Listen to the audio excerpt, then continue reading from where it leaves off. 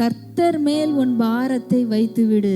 உங்களுடைய பாரங்கள், உங்களுடைய பாரங்களை எல்லாம் நீங்களே சுமந்துக்கிட்டு இருக்க வரைக்கும், இல்லை வேற யார் மேலேயாவது அந்த பாரங்களை வைக்கிற வரைக்கும் அதுலேருந்து உங்களுக்கு எந்த விடுதலையும் இருக்காது. நீங்கள் ஏன் உங்கள் வாழ்க்கையில் கவலையோடு கண்ணீரோடு இன்னும் கஷ்டத்தோடு இருக்கிறீங்கன்னா, பாரத்தை நீங்கள் சுமக்காதீங்க, பாரத்தை வேற ஒருத்தர் மேலே வைக்காதீங்க. கர்த்தர் மேல் உன் பாரத்தை வைத்து விடுன்னு சொல்றார் ஆண்டவர்.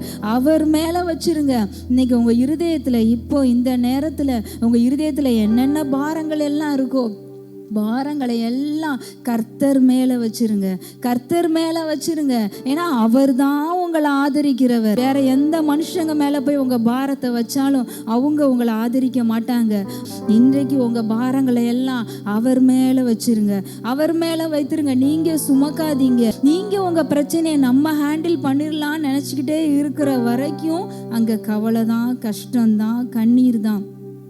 என்னைக்கு உங்க பிரச்சனையை அவர் பார்த்து கொள்ளட்டும். அந்த யெகோவா ஈரே, என்னுடைய தேவைகளை அவர் பார்த்து கொள்வார், என்னுடைய பிரச்சனைகளை எல்லாம் அவர் பார்த்து கொள்வார்னு அவர்கிட்ட உங்க பாரங்களை வைக்கிறீங்களோ, அவர் மேல உங்க பாரத்தை எல்லாம் வச்சிடுறீங்களோ, அப்ப அவர் பார்த்து கொள்வார்.